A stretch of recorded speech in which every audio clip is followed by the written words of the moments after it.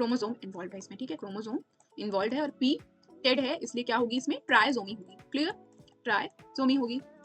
T for 13th chromosome में abnormality आएगी, ठीक है, 13th क्रोमोसोम में एबनॉर्मलिटी आएगी, 13th क्रोमोसोम पर बॉटम फील होती है, सर्वाइवल डिक्रीज हो जाता है और जॉ जो है वो स्मॉल जॉ प्रेजेंट होता है, ठीक है, ओके। और आज हम एक ऐसा टॉपिक पढ़ने वाले हैं जो आपकी बायोलॉजी की बुक का जस्ट एक कॉन्सेप्ट नहीं है जो आप सिर्फ एग्जाम पॉइंट ऑफ व्यू से पढ़ें। इनफैक्ट आज के नॉलेज को समझने के बाद आप अपनी रियल लाइफ में भी इसको इम्प्लीमेंट कर सकते हैं, एग्जीक्यूट कर सकते हैं। जब भी हम अपनी सराउंडिंग में कोई फिजिकली या मेंटली डिजेबल्ड बेबीज देखते हैं या फिर किसी भी पर्सन को देखते हैं, तो आज का नॉलेज समझने के बाद, आज का कॉन्सेप्ट समझने के बाद आप समझ पाएंगे आज के नॉलेज को एग्जीक्यूट करके कि इनकी बॉडी के अंदर ऐसी कौन सी बायोलॉजिकल डिफॉर्मिटी हुई है जिसकी वजह से इनका फिजिकल अपीयरेंस ऐसा है। सो हेलो एवरीवन, कैसे हैं आप सभी लोग? I hope you all are doing great, your studies are going well and you are really working hard towards your goal. Am I right? Okay, तो चलिए शुरू करते हैं। आज का टॉपिक है क्रोमोसोमल एबनॉर्मेलिटी।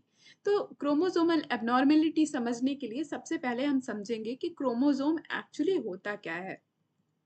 तो यूजुअली जब हम बायोलॉजी के टॉपिक्स स्टार्ट करते हैं तो बायोलॉजी हमेशा स्टार्ट होती है सेल से। कैसे सेल से टिश्यूज बनते हैं, टिश्यूज से ऑर्गन बनते हैं, ऑर्गन से ऑर्गन सिस्टम्स बनते हैं, राइट। लेकिन आज हम उल्टा चलेंगे। हमारी बॉडी किससे बनती है? बॉडी किससे बनती है? हमारी बॉडी जो है वो ऑर्गन सिस्टम से मिलके बनी हुई होती है, राइट। बॉडी के अंदर डिफरेंट डिफरेंट ऑर्गन सिस्टम्स होते हैं। अब ऑर्गन सिस्टम किससे बने हुए होते हैं? ऑर्गन से बने हुए होते हैं।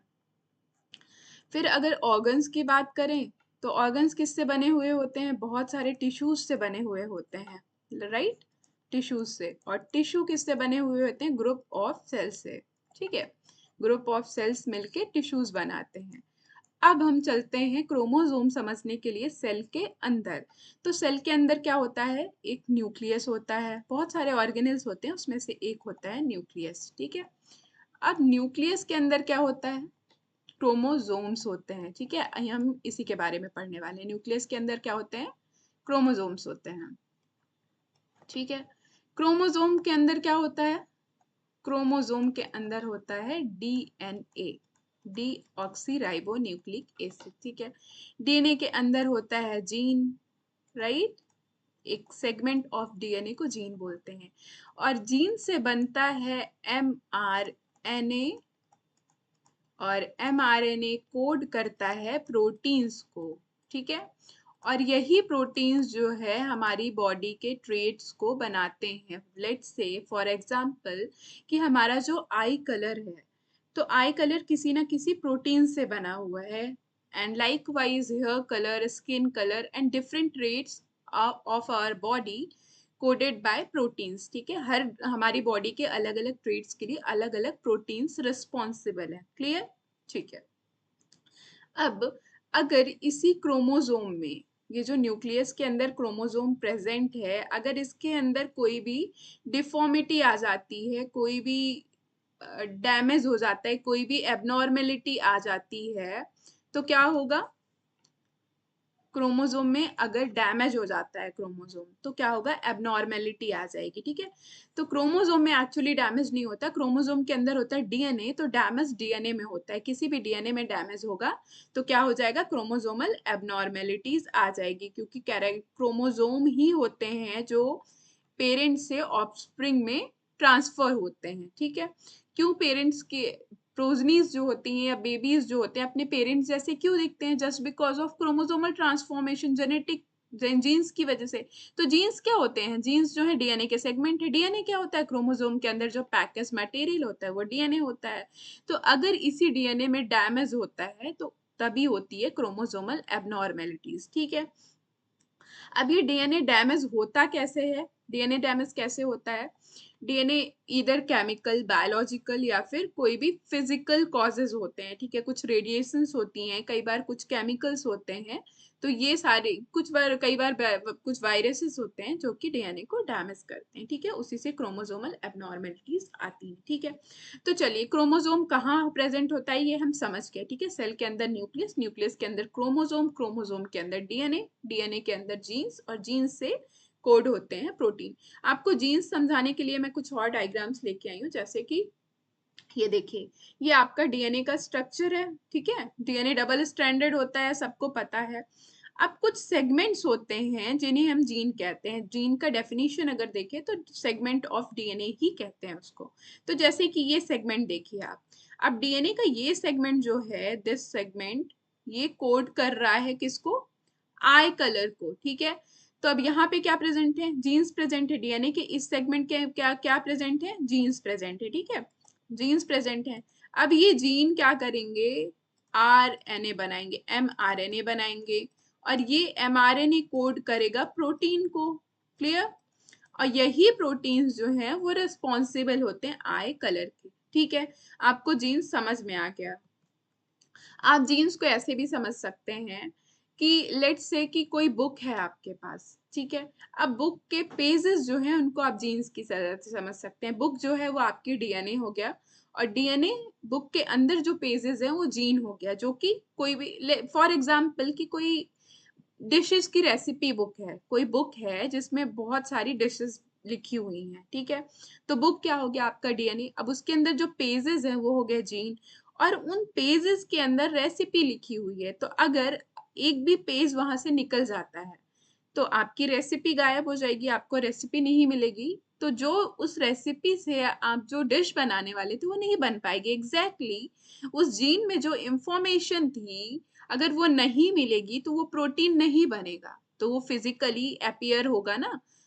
फॉर एग्जाम्पल कि अगर आई कलर का जीन जो है वो समहाउ डैमेज हो गया या मिसप्लेस हो गया, तो आई कलर का प्रोटीन कोड नहीं होगा, तो ऑफ कोर्स एबनॉर्मेलिटी आएगी आई कलर में, राइट? ठीक है। तो क्लियर जीन कॉन्सेप्ट। अब समझते हैं क्रोमोसोम। क्रोमोसोम का स्ट्रक्चर कैसा होता है? ये कुछ ऐसा दिखता है, एक्स शेप दिखता है, ठीक है। क्रोमोसोम का ये स्ट्रक्चर है, ओके। अब क्रोमोसोम के बीच में यहाँ पे सेंट्रोमेयर प्रेजेंट होता है। सेंट्रोमेयर क्या होता है? जब भी सेल डिवीजन होता है तो जो स्पिंडल फाइबर्स आके अटैच होते हैं वो सेंट्रोमेयर से ही आके अटैच होते हैं, spindle fibre during cell division, ठीक है। स्पिंडल फाइबर, तो this is the place where spindle fibre gets attach, ठीक है। स्पिंडल फाइबर्स, ठीक है।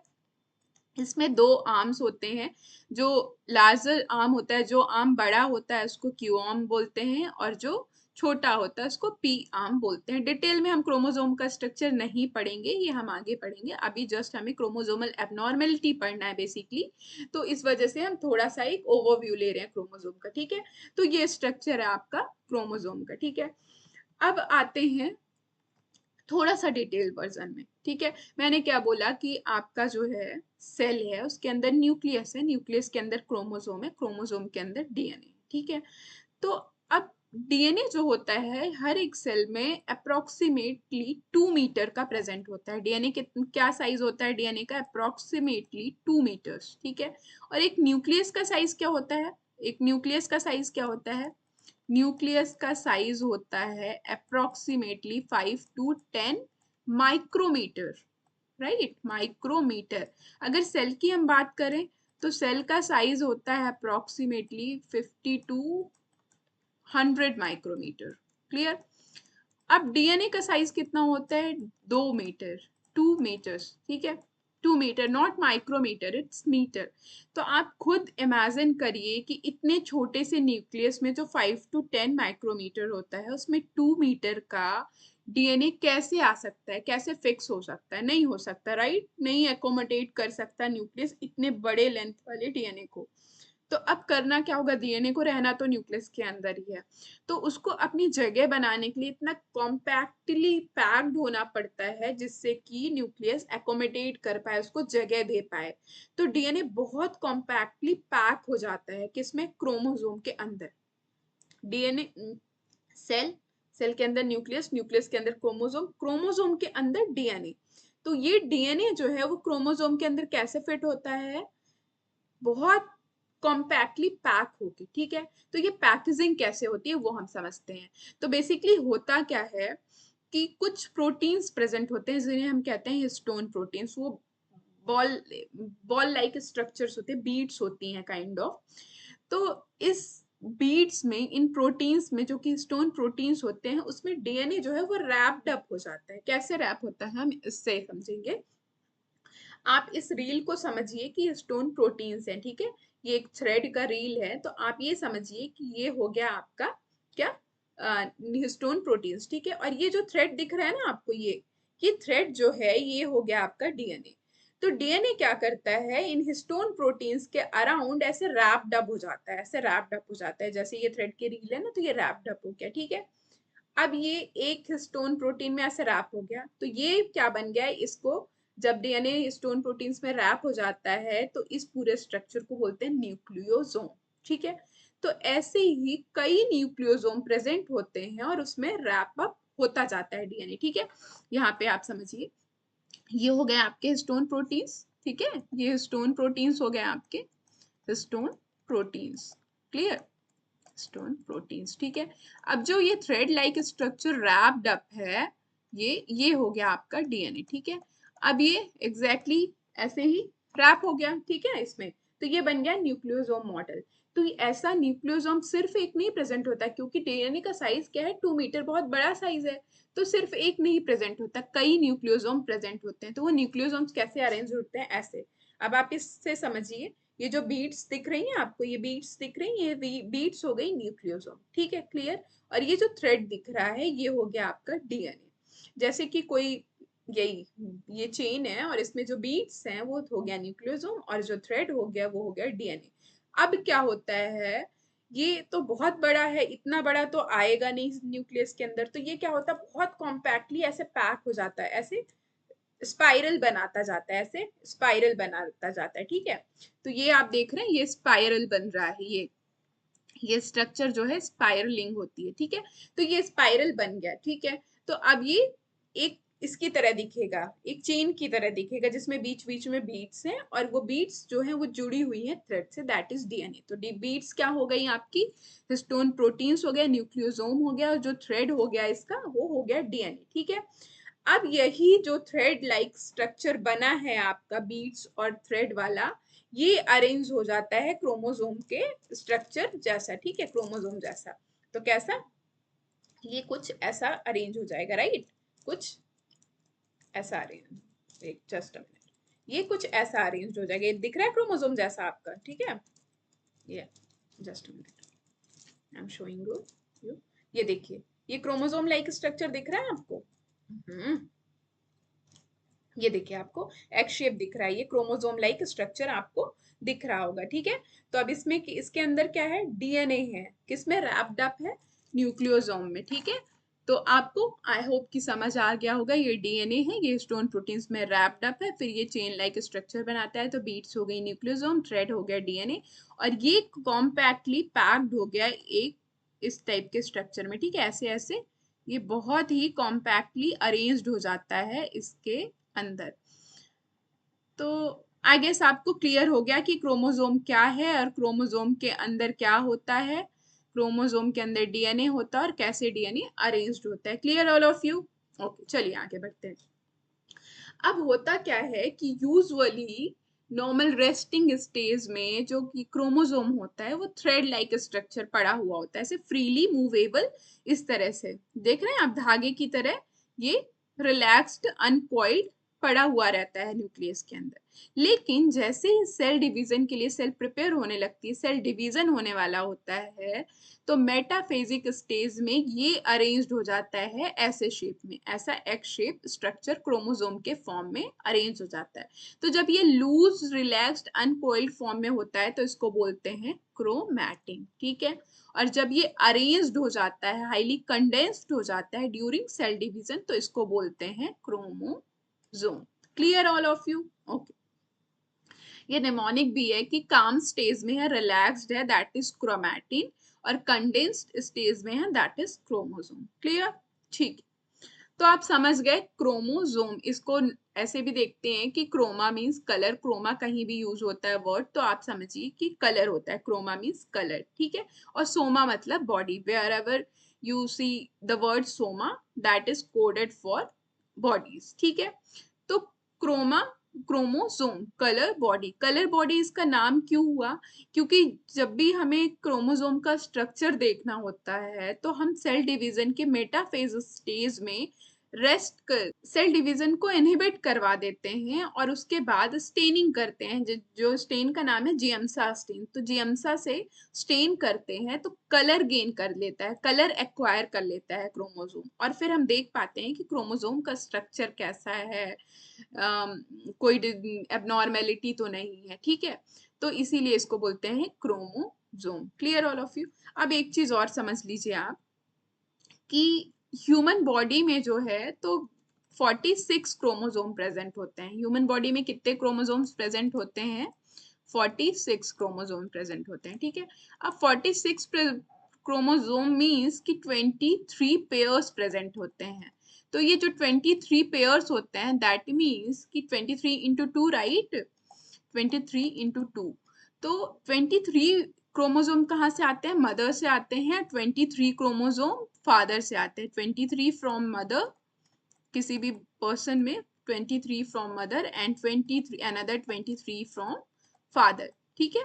तो ये 23 पेयर्स ऑफ क्रोमोसोम प्रेजेंट होते हैं ह्यूमंस में। That means total number of chromosomes are 46। अब जो 23 पेयर ऑफ क्रोमोसोम होते हैं उसको बोलते हैं प्लॉइडी, ठीक है। ये एक सेट होता है। वैसे तो प्लॉइडी इज लाइक, या एग्जैक्टली सेट होता है। 23 क्रोमोसोम्स को बोलते हैं, जो एक पेयर होता है उसको बोलते हैं प्लॉइडी। प्लॉइडी, ठीक है, प्लॉइडी, ठीक है। ये समझाने के लिए आप एग्जैक्ट टर्म्स ये तो नहीं है, हेप्लॉइड होता है, डिप्लॉइड होता है, ट्रिप्लॉइड होता है, लेकिन आपका कॉन्सेप्ट क्लियर है, आपको कंफ्यूजन ना हो इसलिए मैं ऐसे समझा रही हूँ। तो आप 23 को समझिए कि प्लॉइडी बोलते हैं, ठीक है, ओके। अब 23 को प्लॉइडी बोलते हैं, क्लियर। 46 को क्या बोलते हैं? डिप्लॉइड, डिप्लॉइड, ठीक है, डिप्लॉइड। तो 46 का हाफ क्या आता है? 23। तो ये हो गया haploid, okay, haploid. That means 46 is equal to 23 into 2। तो ये हो गया डिप्लॉइड, और 23 हो गया तो हैप्लॉइड। अब 23 इंटू 3 हो जाएगा तो क्या हो जाएगा? 23 into 3 is equal to triploid, ठीक है, ट्रिप्लॉइड एंड सो ऑन, ठीक है। 23 into 4 is equal to tetraploid, clear, ठीक है। तो ये प्लॉइडी रूल हो गया आपका, ठीक है। आप याद रखेंगे 46 is diploid, 23 is haploid, triploid and tetraploid. Clear all of you. चलिए आगे बढ़ते हैं। अब अगर आपको किसी भी सेल के पूरे क्रोमोसोम्स का स्ट्रक्चर देखना है, स्ट्रक्चर देखते क्यों है? एग्जैक्टली एबनॉर्मेलिटी डिटेक्ट करने के लिए। तो अगर पूरे chromosome 23 pair of chromosome that is 46 chromosome का आपको स्ट्रक्चर देखना है, तो स्ट्रक्चर एनालाइज करने के लिए फोटोग्राफी की जाती है और उसी प्रोसेस को बोलते हैं कैरियोटाइप, ठीक है। तो जब कैरियोटाइपिंग करते हैं, सैंपल लेते हैं, फिर उसकी स्टेनिंग करते हैं, फिर उसका एक पिक्चर लेते हैं, तो जो ये पूरा पिक्चर बनता है इसको बोलते हैं कैरियोटाइप। तो ये कुछ ऐसा स्ट्रक्चर फॉर्म होता है। तो आप यहाँ पे देख पा रहे होंगे 23 पेयर्स ऑफ क्रोमोसोम है। 23 पेयर क्रोमोसोम में 22 पेयर्स जो होते हैं दैट इज 44 क्रोमोसोम्स जो होते हैं वो होते हैं ऑटोसोम्स, और जो single pair, one pair of chromosome, remaining one pair of chromosome is allosome और सेक्स क्रोमोसोम, ठीक है। तो अब आप ये देखिए, ये जो फर्स्ट क्रोमोसोम है, राइट, फर्स्ट क्रोमोसोम है, तो one came from father and another came from mother, ठीक है। एक पापा से आया और एक मम्मी से आया, ठीक है। तो इसमें होता क्या है कि क्रोमोसोम में जो जीन्स प्रेजेंट होते हैं वो सिमिलर होते हैं, सेम प्लेस पे, सेम लोकस पे प्रेजेंट होते हैं। लोकस वो प्लेस होती है जहाँ पे जीन्स प्रेजेंट होते हैं, ठीक है। तो इनका जो है वो स्ट्रक्चर सेम होता है, सेम जीन्स प्रेजेंट होते हैं, लेकिन एलील डिफरेंट हो सकते हैं, ठीक है, ओके। तो जैसे कि ये फादर से आया, ये मदर से आया, तो ये सेम क्रोमोसोम है, सेम ट्रेड्स को ये कोड करेगा और सेम लोकस पे जीन्स कैरी करेगा, ठीक है। सेम लाइकवाइज सेकेंड में ये फादर से आया, मदर से आया, और ऐसे सारे क्रोमोसोम में से एक पेयर में से एक क्रोमोसोम मदर से आता है, एक फादर से आता है। अब अगर सेक्स क्रोमोसोम्स की बात करें या एलोसोम्स की बात करें, तो अगर एक्स एक्स रहता है, एक तो एक्स मस्ट है, एक एक्स तो आएगा ही आएगा, ठीक है, एक एक्स तो आएगा ही आएगा। लेकिन जब मदर से एक एक्स आना ही आना है, ठीक है। क्योंकि मदर के पास क्या होते हैं, 2 एक्स होते हैं, ठीक है। फादर से अगर एक्स आ जाता है तो चाइल्ड क्या होगा, गर्ल होगा। और अगर फादर से वाई आ जाता है तो चाइल्ड क्या होगा, बॉय होगा। क्लियर, ठीक है। तो ये आपको सेक्स क्रोमोसोम भी पता चल गया। चलिए अब मूव करते हैं नेक्स्ट स्लाइड में। अब क्या होता है कि जो होमोलॉगस क्रोमोसोम क्या होते हैं और नॉन होमोलॉगस क्रोमोसोम क्या होते हैं। तो जैसे कि ये फर्स्ट होमोलॉगस का मतलब पहले समझिए। होमो मतलब होमोलॉगस में, होमोलॉगस में होमो का मतलब होता है सिमिलर, सिमिलर, एंड लॉगस का मतलब होता है structure. Okay, logos means structure, structure. Clear. तो जिन जिन क्रोमोसोम्स का स्ट्रक्चर सेम होगा वो क्या होंगे, होमोलॉगस क्रोमोसोम होंगे। तो स्ट्रक्चर किसका सेम होता है, जो फर्स्ट क्रोमोसोम है उसका, उसमें जो दोनों होते हैं, ये देखिए इसका और स्ट्रक्चर इसका सेम है। ये आया फादर से है, ये मदर से आया है, बट स्टिल इनका स्ट्रक्चर सेम है। तो ये दोनों क्या हो गए, होमोलॉगस क्रोमोसोम हो गए। अब अगर फर्स्ट और सेकंड की बात करें हम, तो ये भी मदर से आया है, ये भी मदर से आया है, बट स्टिल इनके स्ट्रक्चर डिफरेंट है। ये फर्स्ट क्रोमोसोम है, ये सेकंड क्रोमोसोम है। ये डिफरेंट ट्रेट्स के लिए जीन कैरी करता है, ये डिफरेंट ट्रेट के लिए जीन कैरी करता है। तो दोनों का स्ट्रक्चर डिफरेंट हो गया, तो ये क्या हो गया, नॉन होमोलॉगस क्रोमोसोम। ठीक है, तो जिनका स्ट्रक्चर सेम होगा, जो सिमिलर जीन कैरी करेंगे, वो होते हैं होमोलॉगस क्रोमोसोम। और जो स्ट्रक्चरली डिफरेंट होते हैं और डिफरेंट जीन कैरी करते हैं, उनको बोलते हैं नॉन होमोलॉगस क्रोमोसोम। ठीक है, क्लियर। अब एक कॉन्सेप्ट होता है क्रोमैटिड। ठीक है, क्रोमैटिड्स क्या होते हैं, सेम क्रोमोसोम के जो 2 आर्म्स होते हैं उनको क्रोमैटिड्स बोलते हैं। ठीक है, अब ये क्रोमोसोम है आपका, तो ये दोनों क्या हो गए, क्रोमैटिड्स हो गए। ठीक है, ये आर्म और ये आर्म क्या हो गए, क्रोमैटिड्स हो गए। ठीक है, क्लियर ऑल ऑफ यू। चलिए यहाँ से भी आप समझ सकते हैं होमोलॉगस क्रोमोसोम में क्या है, paternal chromosome, maternal chromosome. Let's say कि फर्स्ट क्रोमोसोम है, ठीक है, फर्स्ट क्रोमोसोम है, तो इसमें जीन्स जो है वो सिमिलर है। ये देखिए आप, बी यहाँ पे भी बी है, सी यहाँ पे भी सी, यहाँ डी, यहाँ डी। तो सेम जीन सेम लोकस पे प्रेजेंट है और सेम ट्रेट कैरी करता है। ठीक है, लेकिन जो नॉन होमोलॉगस क्रोमोसोम होते हैं उसमें आप देखिए, एक तो स्ट्रक्चरली भी डिफरेंट है, क्योंकि ये फर्स्ट क्रोमोसोम है, ये 7th क्रोमोसोम है। ठीक है, तो स्ट्रक्चरली भी डिफरेंट है और जीन भी अलग अलग जगह कैरी करते हैं। इसके यहाँ पे बी है, यहाँ सी है, तो ये यहाँ पे एफ हो गया। ठीक है, ठीक है, यहाँ ए है तो यहाँ ई हो गया। ठीक है, तो देख रहे हैं आप, अलग अलग लोकस पे अलग अलग जीन कैरी कर रहे हैं, मतलब सेम लोकस पे डिफरेंट जीन कैरी कर रहे हैं। तो आप यहाँ पे ऐसे लिख सकते हैं, same locus but different gene, same locus but different gene, different gene। Clear. और होमोलॉगस लॉगस क्रोमोसोम में क्या होता है, same locus and same gene. ठीक है, सेम जीन।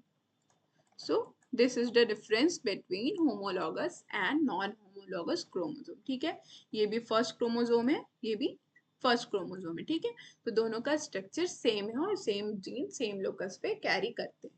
क्लियर। चलिए, अब जो क्रोमोसोमल एबनॉर्मेलिटीज होती हैं वो होती क्यों है, ये हम समझेंगे। तो डिफरेंट फैक्टर्स होते हैं, कुछ बायोलॉजिकल फैक्टर्स होते हैं, कुछ फिजिकल फैक्टर्स होते हैं, जैसे कि एक्स रेज हो गई, गामा रेज हो गई, या फिर यूवी रेज हो गई। ठीक है, कुछ केमिकल फैक्टर्स होते हैं, जैसे कि बेंजीन हो गया, एफ्लाटॉक्सिन B1 हो गया, फॉर्मल एल्डिहाइड हो गया। ठीक है, कई बार सेल डिवीजन के केस में प्रॉपर सेपरेशन नहीं होता है, माइटोसिस या मियोसिस होती है, तो प्रॉपर सेपरेशन नहीं होता, उसकी वजह से भी एबनॉर्मलिटीज आती हैं। कई बार क्रोमोसोमल ब्रेकेज हो जाता है। ठीक है, या फिर कई बार क्या होता है, हमारी बॉडी का रिपेयर सिस्टम बहुत अच्छे से वर्क नहीं करता है, तो डीएनए डैमेज तो होता रहता है वाया डिफरेंट फैक्टर्स। लेकिन हमारी बॉडी में एक रिपेयर मैकेनिज्म होता है जो माइन्यूट डैमेज को रिपेयर कर देता है। बट अगर बहुत फ्रीक्वेंट डैमेज होना शुरू हो गया तो हमारी बॉडी का रिपेयर सिस्टम भी फेल हो जाता है और रिपेयरिंग नहीं हो पाती है, तो उसकी वजह से भी क्रोमोसोमल एबनॉर्मेलिटीज होती हैं। कई बार मदर की एज अगर ज़्यादा होती है तो उस केस में भी क्रोमोसोमल एबनॉर्मेलिटीज के चांसेस बढ़ जाते हैं। ठीक है, so these are the causes of chromosomal abnormalities. अब आते हैं मेन पॉइंट में हमारे कि क्रोमोसोमल एबनॉर्मेलिटीज होती कितनी तरह की हैं।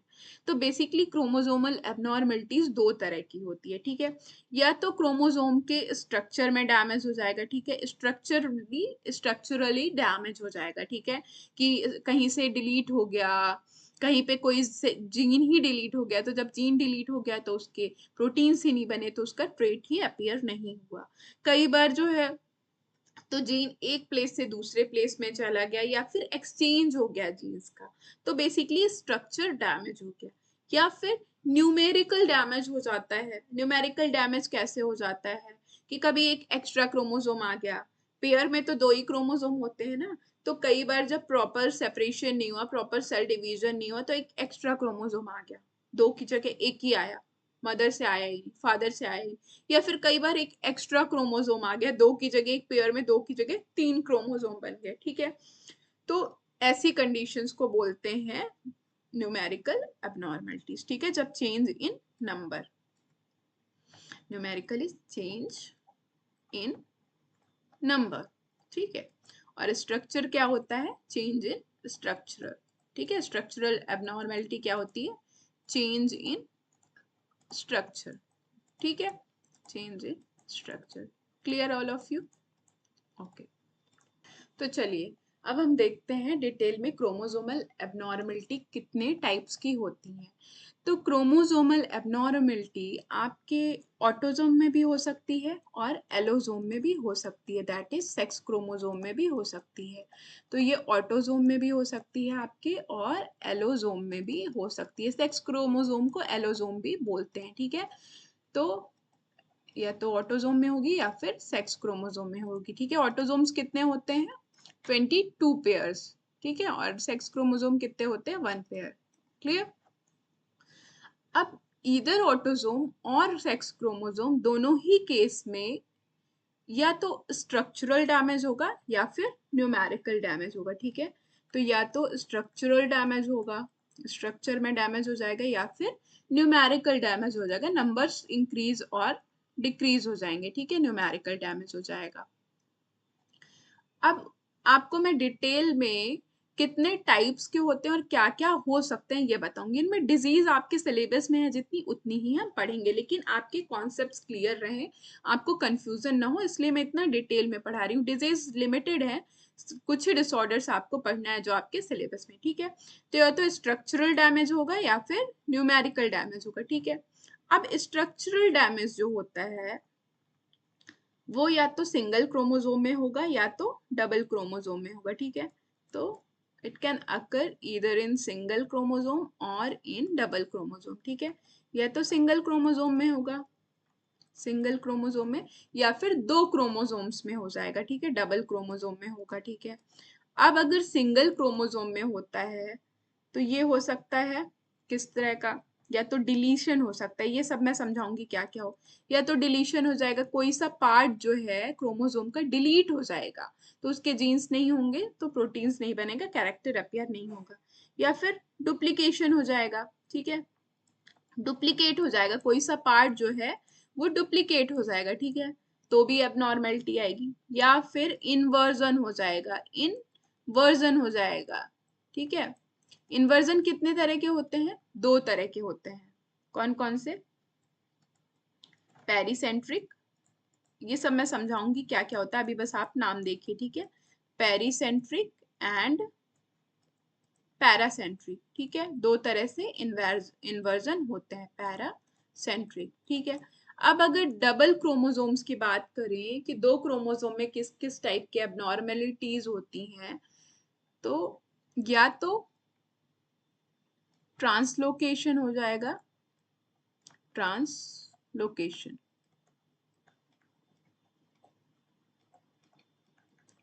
ट्रांसलोकेशन भी दो तरह का होता है, एक रेसिप्रोकल ट्रांसलोकेशन होता है, रेसिप्रोकल, और एक होता है नॉन रेसिप्रोकल, ठीक है, नॉन रेसिप्रोकल।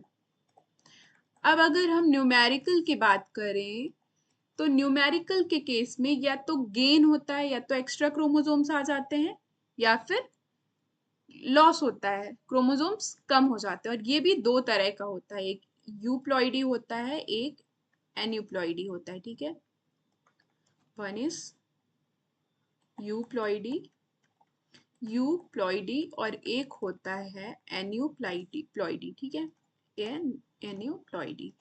अब यूप्लॉइडी में क्या होता है, सेट ही चेंज हो जाता है क्रोमोसोम का, ठीक है, एक या दो क्रोमोसोम नहीं चेंज होते हैं, उसमें वेरिएशन नहीं आता, पूरे सेट में ही चेंज आ जाता है, वेरिएशन आता है। सेट क्या होता है, 23 नंबर ऑफ जो हमने समझने के लिए पढ़ा था कि जो 23 क्रोमोसोम्स होते हैं उनको हम एक सेट बोलते हैं, ठीक है, just for the concept clearance, ठीक है, ऐसा टेक्स्ट बुक में नहीं लिखा हुआ है, बस मैं कॉन्सेप्ट क्लियर करने के लिए, कोई कंफ्यूजन ना हो, आपको सारे वर्ड्स अच्छे से डिकोड कर पाओ, इसलिए ऐसे समझा रही हूँ। तो आप समझो कि 23 क्रोमोसोम्स को हम एक सेट बोल रहे हैं, क्लियर।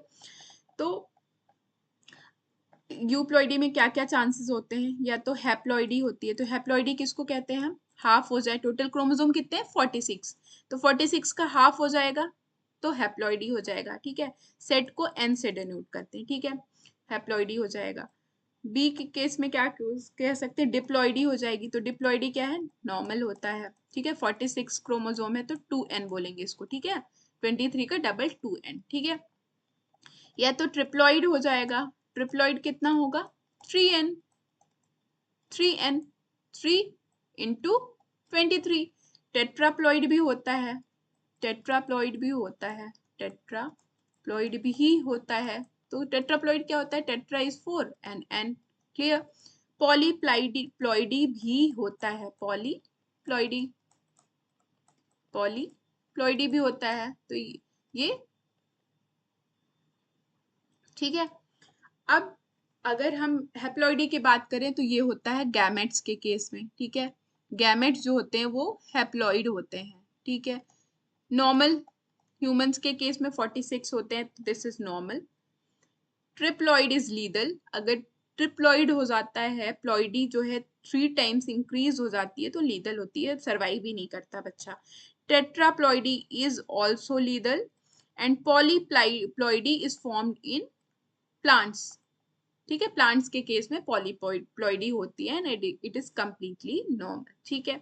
अब अगर एन्यूप्लॉइडी की बात करें तो एन्यूप्लॉइडी के केस में सेट्स नहीं चेंज होते हैं, सेट्स नहीं वेरी करते हैं, नंबर ऑफ क्रोमोसोम्स वेरी करते हैं, यहाँ पे इंडिविजुअल क्रोमोसोम की बात हो रही है, ठीक है। प्लॉइडी यूप्लॉइडी में क्या हो रहा है, ट्रू, यू मतलब होता है ट्रू, तो पूरी प्लॉइडी ही चेंज हो रही है and ploidy stands for 23 number of chromosome.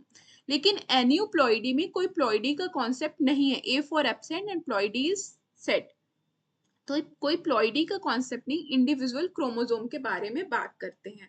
तो एन्यूप्लॉइडी के केस में या तो गेन होगा, या तो एक क्रोमोसोम बढ़ेगा या तो कम हो जाएगा, ठीक है, तो या तो गेन होगा क्रोमोसोम का या फिर लॉस होगा क्रोमोसोम का। तो जब गेन होता है क्रोमोसोम का तो कैसी कौन कौन सी कंडीशन आती है, तो ट्राइसोमी हो जाती है या फिर टेट्राजोमी हो जाती है, ठीक है, टेट्राजोमी हो जाती है। और लॉस के केस में क्या होगा, कम हो जाएंगे, तो या तो मोनोजोमी हो जाएगी, एक ही क्रोमोसोम रहेगा, एक कम हो जाएगा, मोनोजोमी हो जाएगी, या फिर नलीजोमी हो जाएगी, दोनों ही क्रोमोसोम गायब हो जाएंगे, ठीक है, नलीजोमी हो जाएगी, ठीक है। तो आपको क्रोमोसोमल एबनॉर्मेलिटीज के टाइप समझ आ गए, या तो ऑटोजोम में होगा या तो एलोजोम में होगा, ठीक है। अब दोनों ही केस में इधर ऑटोजोम और एलोजोम स्ट्रक्चरल एबनॉर्मेलिटी भी हो सकती है एंड न्यूमेरिकल एबनॉर्मेलिटी भी हो सकती है। स्ट्रक्चरल के केस में या तो एक क्रोमोसोम में होगी या तो दोनों ही क्रोमोसोम में हो जाएगी। अगर एक क्रोमोसोम में होगी तो या तो कुछ पार्ट डिलीट हो जाएगा या डुप्लीकेट हो जाएगा या तो उल्टा हो जाएगा, इन्वर्जन हो जाएगा। इन्वर्जन दो तरह का होता है, पेरीसेंट्रिक एंड पैरासेंट्रिक। पैरासेंट्रिक वो होता है जिसमें क्रोमोसोम इन्वॉल्व नहीं होता है, एंड पेरीसेंट्रिक जिसमें क्रोमोसोम भी बीच में आता है। उन दो पार्ट्स में, उन दो जीन्स के बीच में इन्वर्जन होता है कि बीच में सेंट्रोमियर भी आ जाता है, ठीक है। उसके बाद अगर डबल क्रोमोसोम में होता है तो ट्रांसलोकेशन होता है। तो ट्रांसलोकेशन या तो रेसिप्रोकल होगा, दैट इज रेसिप्रोसिटी मेंटेन होगी, उसका इधर आएगा, इसका उधर जाएगा, इस क्रोमोसोम का इसमें आएगा, उस क्रोमोसोम का उसमें जाएगा। या फिर नॉन रेसिप्रोकल, मतलब रेसिप्रोसिटी मेंटेन नहीं करेगा, एक का सेगमेंट आ जाएगा और दूसरे से कुछ भी नहीं जाएगा। क्लियर। अब अगर न्यूमेरिकल की बात करते हैं तो यूप्लॉइडी भी हो सकती है और एन्यूप्लॉइडी भी हो सकती है। यूप्लॉइडी वो होती है जिसमें पूरा सेट ही इंक्रीज और डिक्रीज हो जाता है, और एन्यूप्लॉइडी होती है जिसमें प्लॉइडी का कोई कॉन्सेप्ट नहीं है, हम सिंगल क्रोमोसोम के बारे में बात करते हैं। यूप्लॉइडी के केस में या तो हैप्लॉइड हो जाएगा, तो हैप्लॉइड इज कंप्लीटली नॉर्मल, क्योंकि जब गैमेट फॉर्मेशन होता है तो गैमेट हैप्लॉइड होते हैं और दोनों हैप्लॉइड मिलके एक डिप्लॉइड ऑर्गेनिज्म बनाते हैं, and diploid is completely normal. Triploid और टेट्राप्लॉइड जो होते हैं वो कंप्लीटली लीगल होते हैं। अगर किसी बच्चे में ट्रिप्लॉइड या टेट्राप्लॉइडी का केस होता है तो वो पहले ही सरवाइव नहीं करता है, ठीक है। पॉलीप्लॉइडी प्लांट्स में देखी जाती है। न्यूमेरिकल के केस में एन्यूप्लॉइडी में या तो गेन होगा या तो एक्स्ट्रा क्रोमोसोम आएगा या तो लॉस होगा। तो गेन दो केसेस से होते हैं, या तो ट्राइसोमी होगी या तो टेट्राजोमी होगी, और लॉस में मोनोजोमी होगी या फिर नलीजोमी होगी। तो चलिए अब इनको वन बाय वन समझते हैं। उसके पहले हम ये समझ लेते हैं कि डिलीशन, डुप्लीकेशन, इन्वर्जन ये सब क्या होते हैं, ठीक है। चलिए पहले हम समझते हैं स्ट्रक्चरल ऑटोजोम के बारे में, ठीक है। तो स्ट्रक्चरल ऑटोजोम आप पढ़ चुके हैं, सिंगल क्रोमोसोम में होता है या फिर डबल क्रोमोसोम में होता है, क्लियर। और डिलीशन, डुप्लीकेशन, इन्वर्जन, ये रिंग क्रोमोसोमल और आइसोक्रोमोसोमल, रॉबर्टसोनियन ट्रांसलोकेशन, ये सब आप बस नाम देख लीजिए, आपके सिलेबस में नहीं है, ये आपको पढ़ने की भी जरूरत नहीं है, क्लियर। अब हम पढ़ेंगे डिलीशन, डिलीशन, डुप्लीकेशन, इन्वर्जन, ठीक है, और ट्रांसलोकेशन। हम सिर्फ इतना ही पढ़ने वाले हैं, इनका बस आप नाम देख लीजिए, आपके लिए बिल्कुल भी सिग्निफिकेंट नहीं है। और हम डिजीज की बात करें, डिसऑर्डर की बात करें, तो डिलीशन में एक डिसऑर्डर हम पढ़ेंगे, that is cry du chat syndrome, जो कि आपके सिलेबस में है और आपको क्वेश्चंस आते हैं इसमें, ठीक है। तो चलिए अब इन टर्म्स को वन बाय वन समझते हैं। सबसे पहले हम समझेंगे डिलीशन क्या होता है। तो पहले एक हम नॉर्मल क्रोमोसोम बनाते हैं, ठीक है। तो लेट्स से कि ये आपका नॉर्मल क्रोमोसोम यहाँ हम बनाते हैं बीच में, ठीक है। ये हो गया आपका नॉर्मल क्रोमोसोम, ठीक है। अब यहाँ पे कुछ सेगमेंट्स हैं जीन के आपके, ठीक है, जीन के कुछ सेगमेंट्स हैं, ठीक है। ये हो गया 1, 2, 3, 4, 5, 6, ठीक है, ये जीन्स हैं आपके, क्लियर। अब ये जीन्स को हम नेमिंग कर देते हैं, ठीक है। ये 1 हो गया, ये 2 हो गया, 3, 4, 5 एंड 6, ठीक है। ये आपका नॉर्मल क्रोमोसोम हो गया, नॉर्मल क्रोमोसोम हो गया। अब इसी का एग्जाम्पल लेके हम सारे डिलीशन, डुप्लीकेशन सब समझ लेंगे, ठीक है। नॉर्मल क्रोमोसोम हो गया, क्लियर। अब सबसे पहले हम देखते हैं डिलीशन। तो एक नॉर्मल क्रोमोसोम में जब डिलीशन होता है तो एबनॉर्मेलिटी आती है, ठीक है। तो डिलीशन होता कैसे है, क्या मतलब है डिलीशन का? डिलीशन का मतलब है कि इस नॉर्मल क्रोमोसोम से लेट्स से कि फोर्थ वाला जीन गायब हो गया, तो ये क्रोमोसोम कैसा हो गया? ये क्रोमोसोम कैसा हो गया आपका? फोर्थ वाला गायब हो गया। तो ये फर्स्ट है, सेकंड है, थर्ड है, फिफ्थ है और सिक्स है, ठीक है। First, second, third, fifth and six, ठीक है। तो ये फोर्थ वाला पार्ट गायब हो गया, डिलीट हो गया, ठीक है। तो अब यहाँ पे जो जीन प्रेजेंट था उसके ट्रेट्स नहीं अपीयर होंगे, तो डिसेबिलिटी आएगी पर्सन में, ठीक है। एबनॉर्मलिटी उसके क्रोमोसोम में आ गई है, ठीक है। तो वो इधर फिजिकली और मेंटली अपीयर होगी, क्लियर। अब हम अगर डुप्लीकेशन की बात करते हैं, तो डुप्लीकेशन कैसा होता है, इसी जीन का क्रोमोसोम का एग्जांपल लेंगे। लेट्स से कि ये आपका क्रोमोसोम हुआ, अब इसमें 1 2 3 4 5, ठीक है। अब क्या हुआ, ये 1 2, एक पार्ट जो है ये इसका 2 बार आ गया। लेट्स से कि 6 जीन जो है वो 2 बार आ गया, तो क्या हो जाएगा 3 4 5 6 आ गया 2 बार, ठीक है। तो एक पर्टिकुलर पार्ट का, डीएनए के एक पर्टिकुलर पार्ट का डुप्लीकेशन हो गया, तो जो वहां पे जीन प्रेजेंट होगा, जो उस सेगमेंट में जीन प्रेजेंट होगा, वो 2 बार प्रेजेंट हो गया, ठीक है। तो अब डिफरेंट ट्रेट्स आएंगे तो डेफिनेटली एबनॉर्मेलिटी आएगी, क्लियर। अब उसके बाद आता है इन्वर्जन, ठीक है। इन्वर्जन में हम दो तरह से पढ़ते हैं। इन्वर्जन में दो तरह का इन्वर्जन होता है, पेरीसेंट्रिक एंड पैरासेंट्रिक, ठीक है। Pericentric and paracentric. अब पैरासेंट्रिक के केस में क्या होता है, सेंट्रोमियर का कोई इन्वॉल्वमेंट नहीं होता है। चलिए देखते हैं कैसे। इन्वर्जन तो होता है, ठीक है। इन्वर्जन कैसे होता है, ये 1 2 3 4 5 6, ठीक है। अब इसमें क्या है, जीन्स क्रोम सीक्वेंस में प्रेजेंट है 1 2 3 4 5 6, क्लियर। लेकिन जब पैरासेंट्रिक इन्वर्जन होगा तो जीन जो है वो जगह एक्सचेंज कर लेते हैं, ठीक है। 4 की जगह 5 प्रेजेंट हो गया, 5 की जगह 4 प्रेजेंट हो गया, ठीक है। आप ये देख रहे हैं, पर यहाँ पे सेंट्रोमेयर के अक्रॉस एक्सचेंज नहीं हुआ है। सेंट्रोमेयर के इस साइड हुआ है या तो सेंट्रोमेयर के इस साइड हुआ। हम डिफरेंट कलर से हाईलाइट कर लेते हैं, लेट्स से, ठीक है। तो यहाँ पे क्या हो गया है, आपके ये इन्वर्ट हो गए हैं, ठीक है। 4 की जगह पे 5 आ गया, 5 की जगह 4 आ गया है। इसमें आप देखिए, यहाँ भी मैं हाईलाइट कर देती हूँ, डुप्लीकेशन हुआ है। और यहाँ पे क्या हुआ है, डिलीशन हो गया है, यहाँ पे डिलीशन हो गया, ठीक है। तो अब देखते हैं हम पेरीसेंट्रिक, ठीक है। पेरीसेंट्रिक में क्या होता है कि सेंट्रोमियर इन्वॉल्व होता है। अब आप ये देखिए, यहाँ पे क्या हुआ, हुआ इन्वर्जन है, एक्सचेंज हुई है जगह की, लेकिन हुआ क्या है 1 2 3 4 5 6। अब यहाँ क्या हुआ, 1 है और यहाँ पे प्रेजेंट है 2 की जगह पे 3 और 3 की जगह पे 2, ठीक है। बाकी सब नॉर्मल है, ठीक है। तो अब यहाँ क्या हुआ, यहाँ पे सेंट्रोमियर इन्वॉल्व है, आप देख रहे हैं, सेंट्रोमियर के अक्रॉस हुआ है, ठीक है, इन्वर्जन। ये देखिए सेकंड के जगह पे, ठीक है। तो यहाँ पे सेंट्रोमियर इन्वॉल्व है। तो समझ में आ गया आपको पेरीसेंट्रिक और पैरासेंट्रिक, ठीक है। पैरा मतलब अगल बगल, पेरी मतलब सेंट्रोमियर इन्वॉल्व है, दूर है, ठीक है। क्लियर, इन्वर्जन क्लियर हो गया।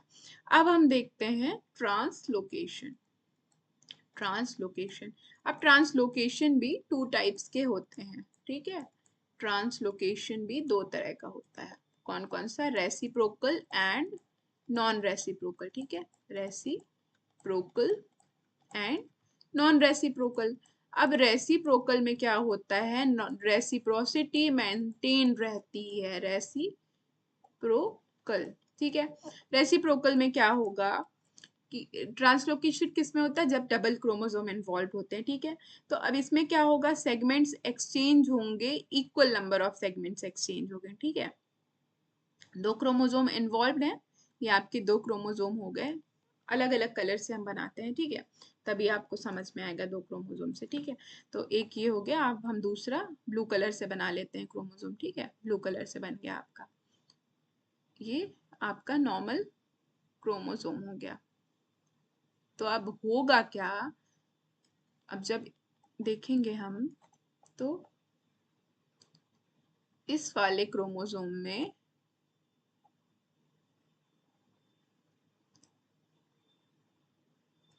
एक पार्ट जो है, थोड़ा सा पार्ट जो है फर्स्ट क्रोमोसोम का आ जाएगा, और फर्स्ट वाले में थोड़ा सा पार्ट सेकेंड क्रोमोसोम का आ जाएगा, ठीक है। ये देखिएगा, अभी मैं दिखाती हूँ।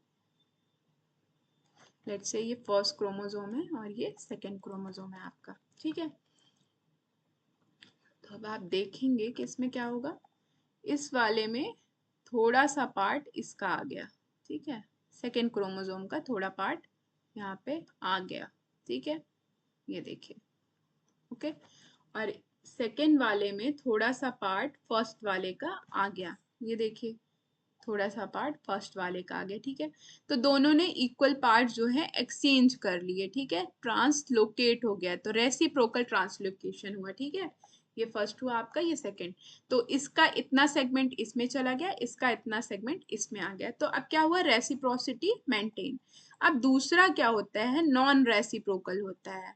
नॉन रेसिप्रोकल में क्या होता है कि एक तो आ जाता है, एक में तो आ जाता है, ठीक है, पर दूसरे में नहीं आता है। अब मैं आपको अभी दिखाती हूँ, ठीक है, डिफरेंट कलर से, जिससे आपको समझ में आए। तो अब क्या हुआ, ये आपके 2 क्रोमोसोम्स हो गए, ठीक है, 2 क्रोमोसोम्स हो गए। अब इस वाले में क्या होगा, इसका पार्ट थोड़ा सा आएगा, लेकिन फर्स्ट वाले में नहीं आएगा, ठीक है। ये फर्स्ट हो गया आपका, ये सेकंड हो गया, फर्स्ट एंड सेकंड। अब आप देखिएगा, इस वाले क्रोमोसोम में, सेकंड क्रोमोसोम में फर्स्ट का थोड़ा सा सेगमेंट आ जाता है, ठीक है, फर्स्ट का थोड़ा सेगमेंट आ जाता है, लेकिन फर्स्ट में सेकंड का सेगमेंट नहीं जाता है, तो रेसिप्रोसिटी मेंटेन नहीं होती, ठीक है। That's why it is called as non reciprocal translocation, ठीक है, ओके। अब चलिए आगे बढ़ते हैं। अब हमने देखा, इसमें हमें एग्जाम्पल पढ़ना है सिर्फ डिलीशन का, ठीक है। सिंगल स्ट्रक्चरली डिलीशन होता है जब सिंगल क्रोमोसोम में, तो एक एबनॉर्मलिटी आती है जिसको हम कहते हैं क्राइडू चैट सिंड्रोम। तो चलिए उसके बारे में हम देखते हैं, ठीक है। तो ये क्राइडू चैट सिंड्रोम किसका है, स्ट्रक्चरल एबनॉर्मलिटी का है। स्ट्रक्चरल एबनॉर्मलिटी की वजह से होता है, स्ट्रक्चरल एबनॉर्मलिटी और सिंगल क्रोमोसोम, ठीक है, में क्या होता है, डिलीशन हो जाता है, ठीक है, सिंगल क्रोमोसोम में डिलीशन हो जाता है, ठीक है, क्लियर। तो क्राइडू चैट सिंड्रोम कैसे होता है, स्ट्रक्चरल डैमेज होता है, एक क्रोमोसोम में कोई पार्ट जो है वो डिलीट हो जाता है। यहाँ से देखिए, ये एक सिंगल क्रोमोसोम है आपका, एक सिंगल क्रोमोसोम है, सिंगल क्रोमोसोम है। अब इसमें क्या हुआ, ये डिलीट हो गया, ये पार्ट डिलीट हो गया, ठीक है। तो कौन से क्रोमोसोम में ये डिलीशन होता है, फिफ्थ क्रोमोसोम में। जो फिफ्थ क्रोमोसोम है उसमें एक पार्ट जो है, एक सेगमेंट जो है डीएनए का, वो डिलीट हो जाता है, जिसकी वजह से कौन सी डिसऑर्डर होती है, कौन सी एबनॉर्मलिटी आती है बच्चे में, that is cry du chat syndrome, ठीक है। अब क्राई डू चैट सिंड्रोम के सिम्टम्स कैसे पता चलेगा आपको, ऐसे फिजिकली देख के कि इस बच्चे को क्राई डू चैट सिंड्रोम है, तो कुछ सिम्टम्स होते हैं इसके। क्राई डू चैट नाम इसका क्यों पड़ा, कि उसकी जो क्राइंग होती है, वो जब रोता है तो कैट लाइक क्राइंग होती है उस बेबी की, तो उसको जब अगर क्राइडू चैट सिंड्रोम है उसकी, तो उसकी जो क्राइंग होगी वो कैट लाइक होगी, ठीक है, हाई पिच्ड होगी, काफी हाई पिच हो गया उसकी क्राइंग की, और वो साउंड करेगा कैट की जैसे, ठीक है। ये इसका फर्स्ट फीचर है। उसके बाद मेंटल रिटार्डेशन होता है, मेंटल डिसेबिलिटी भी होती है उनकी। उनका हेड जो है वो बहुत स्मॉल होता है, बहुत छोटा सा हेड होता है, ठीक है। तो आपको अगर याद रखने के लिए चाहिए तो आप ऐसे याद रखेंगे कि क्राइडू चैट से तो हमें याद हो गया कि उसकी कैट लाइक क्राइंग है, क्लियर। अब कैट लाइक क्राइंग है तो कैट को विजुअलाइज कीजिए, तो कैट का जो फेस होता है बहुत छोटा सा होता है, तो इसके केस में भी इसका फेस जो है वो बहुत छोटा होगा। तो छोटे फेस को क्या बोलते हैं, माइक्रोसेफेली। माइक्रो मतलब छोटा एंड सेफेली मतलब फेस या फिर head. Cephaly is actually head. तो सबसे पहले cri du chat, crying like cat. Second, cat जैसा है तो माइक्रोसेफेली, उसका हेड जो है वो काफी छोटा होगा, ठीक है। उसके बाद mental retardation is very common. कोई भी physique most of the cases में अगर कोई डिजेबल्ड बेबी है तो मेंटली सम इश्यूज होते हैं उनको, ठीक है। बिल्ली जैसा, कैट जैसा छोटा है तो उसका वेट भी काफी लो होगा, ठीक है। तो low birth weight, microcephaly, mental retardation, high paced cat like crying, round face cat का फेस राउंड होता है, लो सेट ऑफ ईयर्स, छोटे छोटे कान होता है, स्मॉल जा, सब कुछ छोटा छोटा हो, और छोटा है तो बोलेगा भी देर से, तो डिलेड स्पीच। क्लियर? ठीक है। आपको एक निमोनिक भी मैं बता देती हूँ क्राइडो चैट सिंड्रोम का, आप इससे भी याद रख सकते हैं, कैट 5। ठीक है, कैट 5। ठीक है, तो इसमें क्या होती है, crying is like cat, mental abnormalities होती है। ठीक है, और 5th क्रोमोसोम में ये एबनॉर्मेलिटी आती है। ठीक है, तो क्राइडो चैट आप समझ गए, क्राइडो चैट सिंड्रोम जो है वो एक स्ट्रक्चरल एबनॉर्मेलिटी है जो कि सिंगल क्रोमोसोम के एक पार्ट के डिलीशन की वजह से होती है, और ये 5th क्रोमोसोम में होती है। बेबीज के सिम्टम्स होते हैं कि crying is like cat, high pitched crying, microcephalic head, low body weight, low set of ears, low birth weight, round face and delayed speech। ठीक है, इस बेबी को आप देख के समझ पा रहे होंगे। ठीक है, चलिए, तो हमें सिर्फ एक ही डिसऑर्डर, एक ही एबनॉर्मेलिटी पढ़नी थी स्ट्रक्चरल एबनॉर्मेलिटी में। ठीक है, हमारे जो सिलेबस में है। नेक्स्ट आते हैं हम न्यूमेरिकल एबनॉर्मेलिटीज में। न्यूमेरिकल में हमने दो तरह के पढ़े थे, that is euploidy and aneuploidy. Euploidy में हमने पढ़ा था हैप्लॉइडी, डिप्लॉइडी, ट्राइप्लॉइडी, टेट्राप्लॉइडी एंड पॉलीप्लॉइडी। एन्यूप्लॉइडी में हमने पढ़ा था गेन और लॉस। गेन में ट्राइजोमी एंड टेट्राजोमी, लॉस में मोनोजोमी एंड नलिजोमी। ठीक है, तो हम वन बाय वन समझते हैं। सबसे पहले हम देखते हैं euploidy. Euploidy is change in sets. ठीक है, चेंज इन क्रोमोसोमल सेट। ठीक है, पूरा सेट ही चेंज हो जाता है। ठीक है, तो अगर एक सेट है, that is one set is equal to 23 chromosome. Clear?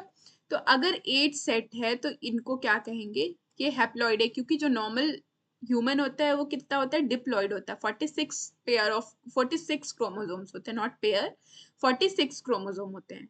तो नॉर्मल पर्सन में 46 क्रोमोसोम होते हैं, तो अगर उसका हाफ करेंगे दैट इज 23, तो हैप्लॉइड हो जाएगा ना, तो 23 इज हैप्लॉइड। ठीक है, हैप्लॉइड।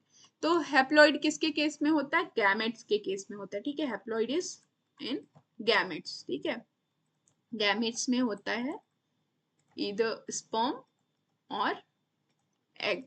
ठीक है, स्पर्म और एग में 23 क्रोमोसोम्स होते हैं, 23, और ये दोनों मिलके बनते हैं 46 क्रोमोसोम। ठीक है, अब डिप्लॉइड के केस में क्या होता है, कितने क्रोमोसोम्स होते हैं, 46 क्रोमोसोम्स होते हैं। 46 क्रोमोसोम्स, 46 क्रोमोसोम एक नॉर्मल ह्यूमन बीइंग में होते हैं। ठीक है, नॉर्मल ह्यूमन बीइंग में होते हैं, नॉर्मल ह्यूमंस के केस में होते हैं। क्लियर? ह्यूमंस। फिर आता है ट्रिप्लॉइड। ट्रिप्लॉइड में कितने होंगे, 23 इंटू 3, दैट इज 69। ये किस में होता है, लीथल होता है। अगर किसी बेबी को में ट्राइप्लॉइडी हो गई तो वो सरवाइव ही नहीं करेगा। ठीक है, फिर उसके बाद आता है 23 इंटू 4, तो क्या होगा, 92। तो ये भी क्या होगा, लीथल होगा। अगर किसी बेबी में टेट्राप्लॉइडी हो गई तो बेबी सर्वाइव नहीं करेगा। एक और एग्जांपल, एक और होता है इसमें टेट्राप्लॉइडी के बाद, पॉलीप्लॉइडी। ठीक है, अब पॉलीप्लॉइडी में क्या होता है, 23 इंटू कितने भी सेट्स इंक्रीज हो सकते हैं, और ये होते हैं प्लांट्स के केस में। ठीक है, प्लांट्स के केस में। ठीक है, चलिए अब एन्यूप्लॉइडी में आते हैं। तो aneuploidy is of two types, या तो गेन होगा सिंगल क्रोमोसोम, ये सेट की बात नहीं करेंगे हम यहाँ पे, सिंगल क्रोमोसोम की बात करेंगे। ठीक है, सिंगल क्रोमोसोम। इंडिविजुअल, सिंगल से बेटर वर्ड है, इंडिविजुअल क्रोमोसोम की बात करते हैं, ना कि सेट की। ठीक है, इंडिविजुअल क्रोमोसोम की हम बात करते हैं। ठीक है, अब इसमें या तो गेन होगा क्रोमोसोम का या तो लॉस होगा। गेन होगा, नॉर्मल कितने होते हैं, 2n। 2n is equal to normal human being, normal humans में होते हैं। ठीक है, नॉर्मल ह्यूमंस के केस में 2n होते हैं। ओके, तो अगर गेन हुआ 2n में एक क्रोमोसोम, हम इंडिविजुअल सिंगल क्रोमोसोम की बात कर रहे हैं, तो अगर 2n में एक क्रोमोसोम एक्स्ट्रा हो गया तो गेन हुआ, दैट इज 2n+1 हो गया। ठीक है, अब 2n+1 मतलब कि नॉर्मल से एक क्रोमोसोम एक्स्ट्रा आ गया। ठीक है, तो क्या हो गया, ट्राइजोमी हो गई। आप इसके एग्जाम्पल, अभी मैं आपको एग्जाम्पल्स दिखाऊंगी। तो एक एक्स्ट्रा क्रोमोसोम अगर आ गया आपके उसमें, तो किसी एक क्रोमोसोम में ट्राइजोमी हुई होगी। हर एक क्रोमोसोम पेयर में प्रेजेंट है, एक मदर से एक फादर से। अब जब एक एक्स्ट्रा क्रोमोसोम आया तो कहीं पे तो एक एक्स्ट्रा क्रोमोसोम एडजस्ट हुआ होगा, तो उस पर्टिकुलर क्रोमोसोम में क्या हुआ, ट्राइजोमी हो गई। ठीक है, तो ट्राइजोमी में के केस में क्या होता है, 47 क्रोमोसोम हो जाते हैं। नॉर्मल 46 होते हैं, 2n=46। ठीक है, तो अब जब ट्राइजोमी हुई तो ये क्या हो गए, 46+1 दैट इज कितने हो गए, 47 हो गए। 2n+1 कंडीशन भी कहेंगे इसको। ठीक है, और इसका एग्जाम्पल हमें जो पढ़ना है, जो एबनॉर्मलिटीज हमें पढ़नी है इसके अंडर, जो हमारे सिलेबस में जिससे क्वेश्चन आते हैं, वो कौन कौन से होते हैं, Patau syndrome, Edward syndrome and down syndrome. ये तीनों हमको पढ़ना है। ठीक है, आप याद कैसे रखेंगे इसको, एन्यूप्लॉइडी में के ट्राइजोमी में हमें 3 सिंड्रोम जो पढ़ने हैं वो कैसे याद रखेंगे, टी पेड से। ठीक है, टी पेड, टी पेड, T for trisomy, P for Patau and E for Edward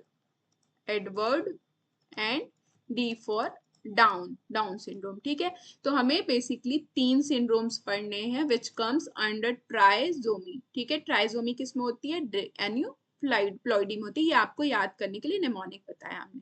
ठीक है, अब उसके बाद अगर एक क्रोमोसोम एक्स्ट्रा है तो ट्राइजोमी होगी। अगर 2 क्रोमोसोम आ गया एक्स्ट्रा, नॉर्मल से 2 क्रोमोसोम एक्स्ट्रा आ गया, तो कितने हो जाएंगे, 46+2 48 क्रोमोसोम हो जाएंगे। तो इसको क्या कहेंगे, टेट्राजोमी।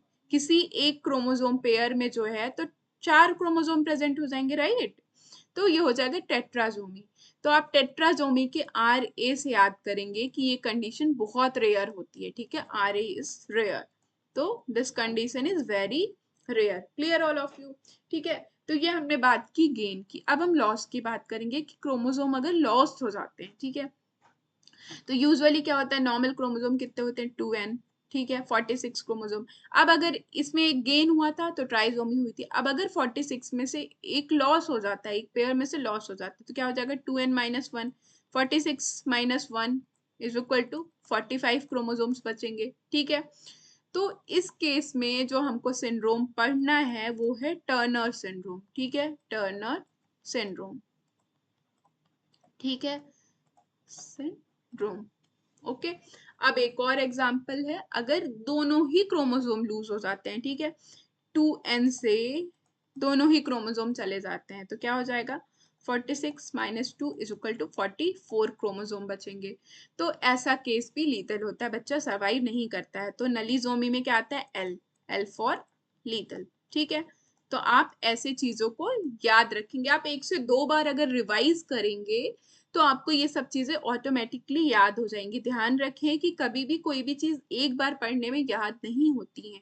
परफेक्शन तभी आता है, आप क्वेश्चंस तभी सॉल्व कर पाते हैं जब चीजों को रेपिटेशन में आप पढ़ते रहते हैं। आपको रिवीजन इज मस्ट, पढ़ाई से ज्यादा रिवीजन इंपॉर्टेंट है। आप पढ़ते तो बहुत हैं, कई बच्चों का सिलेक्शन ना होने का सिर्फ एक रीजन है कि वो रिवीजन नहीं करते हैं।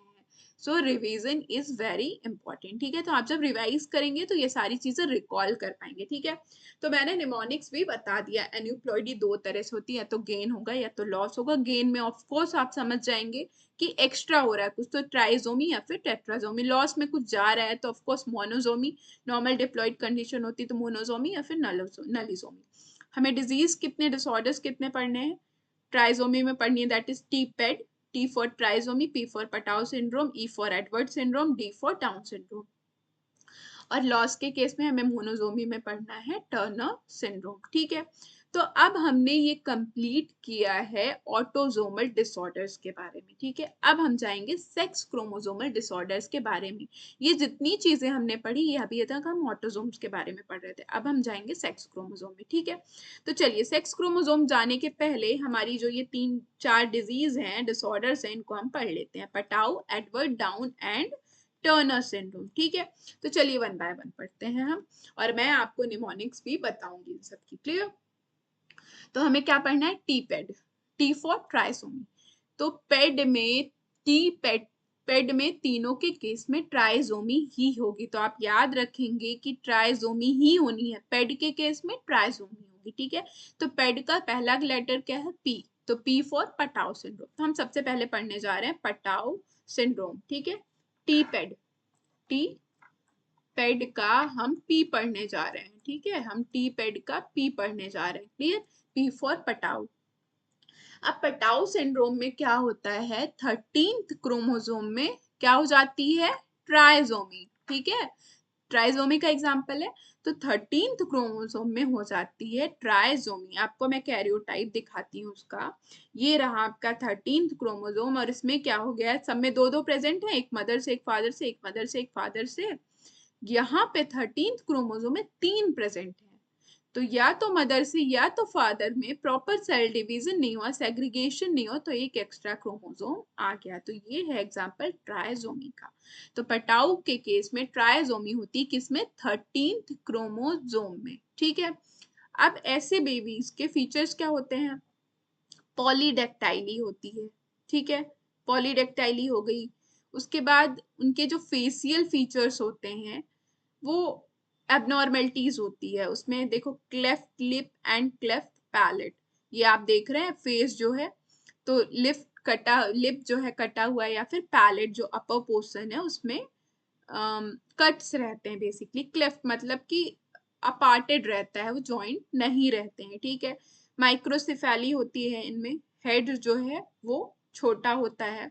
उसके बाद इंटेलेक्चुअल डिसेबिलिटी भी रहती है, हार्ट डिफेक्ट्स रहते हैं, किडनी एबनॉर्मेलिटीज भी रहती हैं। ये देखिए आप, पॉलीडेक्टाइली, पॉली मतलब मैनी एंड डेक्टाइल्स मतलब फिंगर्स, ठीक है। तो पॉलीडेक्टाइली प्रेजेंट होती है। अब आपको मैं याद करने के लिए एक निमोनिक बता देती हूँ। आपको टी पेड तो याद ही है, टी पेड तो याद ही है। ये पेड किसके एग्जाम्पल है? ट्राइसोमी के एग्जाम्पल है, ठीक है। ट्राइसोमी के एग्जाम्पल है। अब पटाओ याद रखने के लिए आपको याद रखना है P T A you, spelling होती है, ठीक है। पी फॉर पॉलीडेक्टाइली, ठीक है, पॉलीडेक्टाइली, पॉलीडेक्टाइली। टी फॉर 13th क्रोमोसोम में एबनॉर्मेलिटी आएगी, ठीक है। 13th क्रोमोसोम में एबनॉर्मेलिटी आएगी, 13th क्रोमोसोम में, ठीक है। क्रोमोसोम में ट्राइसोमी होगी, ठीक है।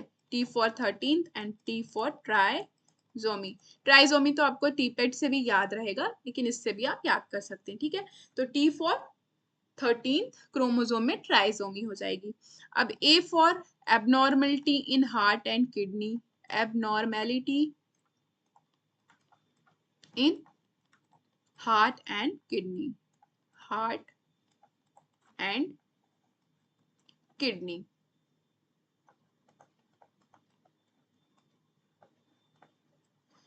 And U for unusual facial features, unusual facial features। अब unusual facial features में आपको इतना समझ जाना है कि क्या क्या हो सकता है। माइक्रोसिफेली हो सकती है, माइक्रोसिफेली है, उसमें हेड उसका छोटा है।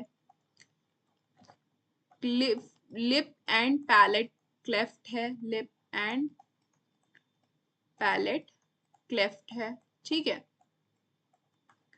एंड ऑल्सो इंटेलेक्चुअल डिसेबिलिटी, ठीक है। इंटेलेक्चुअल, इसमें कोई कॉन्सेप्ट नहीं होता, कोई लॉजिक नहीं होता, ठीक है। निमोनिक्स बनाने में कोई लॉजिक नहीं होता, जस्ट टू रिमेम्बर हम बनाते हैं, ठीक है। इंटेलेक्चुअल डिसेबिलिटी, ठीक है। Clear all of you? अब आप ये जस्ट पटाउ देखेंगे और आप ये सारी चीजें रिकॉल कर पाएंगे, बट जस्ट रिमेंबर कि बिना रिवीजन के कुछ भी याद नहीं होगा. So you have to revise again and again. Repetition is perfection. Clear? ठीक है. तो टीफेड, टीपेट, T for trisomy, P for Patau, E for Edward, D for Down syndrome, और पटाउ से P for polydactyly, T for trisomy in 13th chromosome, A for abnormality in heart and kidney, U for unusual facial features. और facial feature में क्या आ गया? Microcephaly, palette and lip में cleft होता है, intellectual disability. ठीक है. सो आई गेस कि आपको बहुत अच्छे से क्लियर हो गया पटाउ सिंड्रोम और आपको याद भी हो गया होगा वाया निमोनिक्स. ठीक है. चलिए अब हम नेक्स्ट में चलते हैं. ठीक है. अब नेक्स्ट क्या है? टी पेड से पी फॉर पटाउ हो गया आपका. अब हम आते हैं एडवर्ड सिंड्रोम में. ठीक है. तो ये है एडवर्ड सिंड्रोम. अब एडवर्ड सिंड्रोम कैसे होता है? टी पेड ट्राइजोमी होती है. ठीक है. तो ट्राइजोमी होती है एडवर्ड सिंड्रोम में, किसमें? 18th क्रोमोसोम में. ठीक है. 18th क्रोमोसोम में ट्राइजोमी हो जाती है, तब बच्चे को क्या होता है? एडवर्ड सिंड्रोम होता है. ठीक है. हम कैरियोटाइप देखते हैं. This is your 18th chromosome और देख रहे हैं आप 18th क्रोमोसोम में 3 क्रोमोसोम प्रेजेंट हैं. ठीक है. तो ट्राइजोमी हो गई है. ठीक है. ये क्या हुआ है? ट्राइजोमी हो गई है. ट्राइजोमी हो गई है. क्लियर? अब इसके केस में क्या होता है? एडवर्ड सिंड्रोम के केस में क्या होता है? सबसे पहला फीचर जो होता है वो क्लेंच्ड फिस्ट होता है. क्लेंच्ड फिस्ट मतलब कि ओवरलैपिंग हो जाती है, फिंगर्स की ओवरलैपिंग हो जाती है. आप यहाँ पे देख पा रहे होंगे फिंगर्स ओवरलैप है, मतलब थर्ड फोर्थ फिफ्थ फिंगर आपस में मर्ज हो जाती हैं, ओवरलैप हो जाती हैं, तो उसको बोलते हैं क्लेंच्ड फिस्ट. ठीक है. ये कैरेक्टरिस्टिक प्रॉपर्टी है for the baby having Edward syndrome. ठीक है. तो clenched fist, overlapping fingers. Second characteristic property जो होती है एडवर्ड सिंड्रोम में, दैट इज कि इनके जो फीट होते हैं उसमें भी डिफॉर्मेशन होता है. इसको बोलते हैं रॉकर फीट. ठीक है. रॉकर फीट मतलब होता है, रॉकर बॉटम फीट मतलब होता है कि जो आपकी चेयर होती है, रॉकर चेयर होती है, उसके जैसे समवॉट उसके जैसे स्ट्रक्चर होता है. दैट मीन कि जो इनका हील पोर्शन होता है वो प्रोट्रूडेड होता है. आप देख रहे हैं हील पोर्शन जो है वो काफी प्रोमिनेंट होता है. ठीक है. Heel portion is very prominent. ठीक है. तो इनके हील फीट में भी डिफॉर्मिटीज होती हैं. तो इस तरह की फीट को क्या बोलते हैं? Rocker bottom feet. ठीक है. उसके बाद इनके फेशियल फीचर्स में भी बहुत सारी एबनॉर्मलिटीज होती है. इनका भी, इनमें भी माइक्रोसेफेली होती है. जॉ इनका काफी छोटा होता है. ग्रोथ रिटार्डेशन होती है. सर्वाइवल नहीं होती इनके अंदर. प्रोमिनेंट ऑक्सीपुट मतलब हील पार्ट जो है वो काफी प्रोमिनेंट होता है. लो सेट ऑफ ईयर्स और किडनी एंड हार्ट डिफॉर्मिटीज. ठीक है. अब आपको याद करने के लिए मैं इसकी भी एक निमोनिक दे देती हूँ. सबसे पहले तो आपको सॉरी टी पेट तो याद ही है आपको. तो ट्राइजोमी है ये. ठीक है. हम एडवर्ड सिंड्रोम पढ़ रहे हैं. ये ट्राइजोमी है. ठीक है. अब हम एडवर्ड से याद करते हैं इसके सिम्टम्स. एडवर्ड. ठीक है. एडवर्ड सिंड्रोम में ई फॉर सबसे पहले तो 18th क्रोमोसोम में ट्राइजोमी होती है. 18th क्रोमोसोम इन्वॉल्व है इसमें. ठीक है. क्रोमोसोम इन्वॉल्व है और पी टेड है, इसलिए क्या होगी इसमें? ट्राइजोमी होगी. क्लियर? ट्राइजोमी होगी. ओके. अब डी से क्या होता है? डेवलपमेंटल डिले होता है. ठीक है. डेवलपमेंट इनका काफी डिले होता है, तो डेवलपमेंटल डिले होता है. उसके बाद W is for weak muscles होती हैं. इनमें वीक मसल्स होती हैं. ठीक है. फिर abnormality in heart and kidney, abnormality in heart and kidney,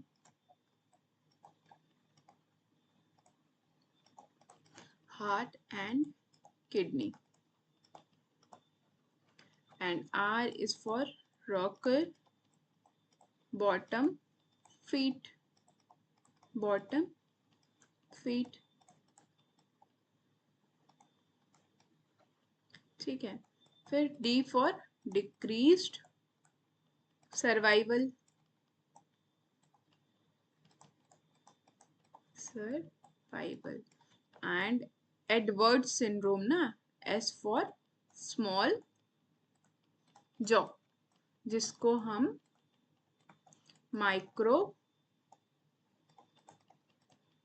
मैथा भी बोलते हैं। ठीक है। So clear all of you, आपको निमोनिक्स भी पता चल गई। एडवर्ड में ई जो है वो 18th क्रोमोसोम में ट्राइसोमी होती है, डी फॉर डेवलपमेंटल डिले होता है, मसल्स वीक होती हैं, हार्ट और किडनी में एबनॉर्मलिटीज होती है। इनकी फीट के बारे में बात करें तो रॉकर बॉटम फीट होती है, सर्वाइवल डिक्रीज हो जाता है और जॉ जो है वो स्मॉल जॉ प्रेजेंट होता है। ठीक है, ओके। और क्लेंच्ड फिस्ट आपको याद ही आ जाएगा, इतने फीचर्स पढ़ेंगे। ठीक है, तो क्लेंच्ड फिस्ट ये कॉम्प्लीमेंट्री है। ठीक है, क्लियर। तो आपका हो गया, एडवर्ड सिंड्रोम भी हो गया। अब क्या पढ़ेंगे हम, कौन सा एबनॉर्मलिटी, जल्दी जल्दी कमेंट सेक्शन में बताइए। टी पेड, तो पटाऊ हो गया, एडवर्ड हो गया। अब now next is down syndrome. ठीक है, अब डाउन सिंड्रोम के केस में क्या होता है, ये भी ट्राइसोमी का केस है क्योंकि हम टी पेड पढ़ रहे हैं। तो डाउन सिंड्रोम जो है वो 21th क्रोमोसोम में ट्राइसोमी हो जाती है। ठीक है, कैरियोटाइप देखिए, ये है आपका 21th क्रोमोसोम और इसमें क्या हो गया, ट्राइसोमी हो गई। ठीक है, अब इसके केस में क्या होता है, सबसे इसका जो कैरेक्टरिस्टिक फीचर है वो ये है कि इसमें अप स्लैंटेड आईज होती हैं। मैं जूम करके आपको दिखाती हूँ, ये देखिए, अप स्लैंटेड आईज, ये देख रहे हैं आप, ऐसे डायगोनली ऊपर की तरफ आईज इनकी कन्वर्ट हो गई हैं। ठीक है, ऊपर की तरफ स्लैंट कर रही हैं, तो अप स्लैंटिंग आईज। नोज जो है वो भी इनकी फ्लैट होती है। ठीक है, फ्लैटेंड नोज होती है। और आई के कॉर्नर में यहाँ पे एक फोल्ड होता है जिसको बोलते हैं एपिकैंथिक फोल्ड। ठीक है, तो ये तीन इसके कैरेक्टरिस्टिक फीचर है। First is up slanting eyes, flat nose and epicanthic fold in corner of the eye. ठीक है, क्लियर। तो ये तीनों इसके कैरेक्टरिस्टिक फीचर्स हैं। ठीक है ना, अब आगे बढ़ते हैं।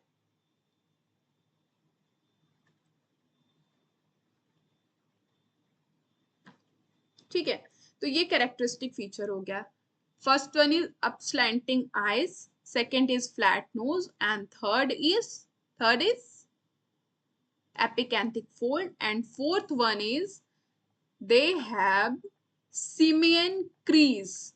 ठीक है, सिमियन क्रीज, ये इसको बोलते हैं सिमियन क्रीज। ठीक है, अब क्या होता है, आप यहाँ देख रहे हैं कैसी क्रीजेस हैं, कलर चेंज करती हूँ। यूजुअली हमारे नॉर्मल पर्सन के फिंगर्स में ऐसी क्रीजेस होती हैं। ठीक है, दिस लाइक दिस, लेकिन जो डाउन सिंड्रोम वाले बेबीज होते हैं उनके जो हैं वो ऐसे हो जाते हैं। ठीक है, तो इसको बोलते हैं सिमियन क्रीज, ये भी कैरेक्टरिस्टिक फीचर है, सिमियन क्रीज। ठीक है, सिमियन क्रीज। ठीक है, तो क्लियर, जो फीचर्स हैं आपको क्लियर हो गए कौन कौन से होते हैं। First one is upslanting eyes, second is flattened nose, third is epicanthic fold and fourth is simian crease। और ये होता किसमें, 21th क्रोमोसोम में होता है। क्लियर, चलिए मैं आपको इसका भी बता देती हूँ, व्हाट, निमोनिक्स। ठीक है, तो डाउन के केस में DOWN।